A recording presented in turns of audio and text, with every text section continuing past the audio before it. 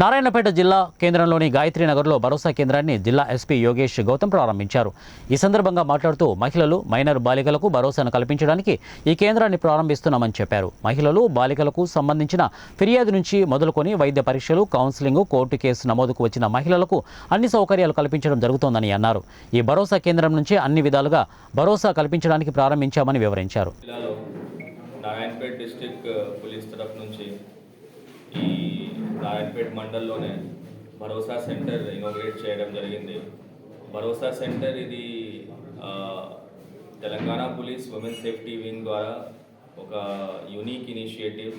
ఈ యూనిక్ ఇనిషియేటివ్లో ఏంటంటే rape victims, especially POCSO case as well as rape victims, వీళ్ళకి one stop solution.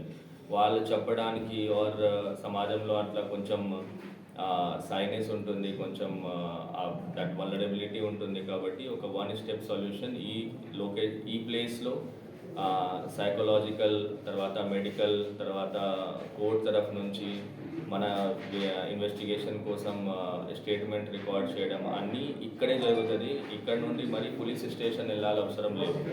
ఇక్కడ వచ్చి డైరెక్ట్లీ ఎఫ్ఐఆర్ కూడా ఇక్కడే చేయొచ్చు. మళ్ళీ ఇక్కడ నుండి రెఫర్ చేసి ఎఫ్ఐఆర్ చేసిన తర్వాత మనం స్టేట్మెంట్ ఇక్కడే రికార్డ్ చేసి మెడికల్ ఎగ్జామినేషన్ కూడా అంత ప్రిలిమినరీ మెడికల్ ఎగ్జామినేషన్ అంతవరకు ఫెసిలిటీ ఇక్కడే పెట్టడం జరుగుతున్నది. సో ఒక రేప్ విక్టిమ్ని కానీ, తర్వాత క్రైమ్ అగైన్స్ట్ ఉమెన్లో ఎస్పెషలీ హీనియస్ క్రైమ్స్లో ఈ ఉమెన్కి ఒకటి వాళ్ళ విక్టిమ్స్కి ఫర్దర్ విక్టిమైజేషన్ కాకుండా, అంటే మళ్ళీ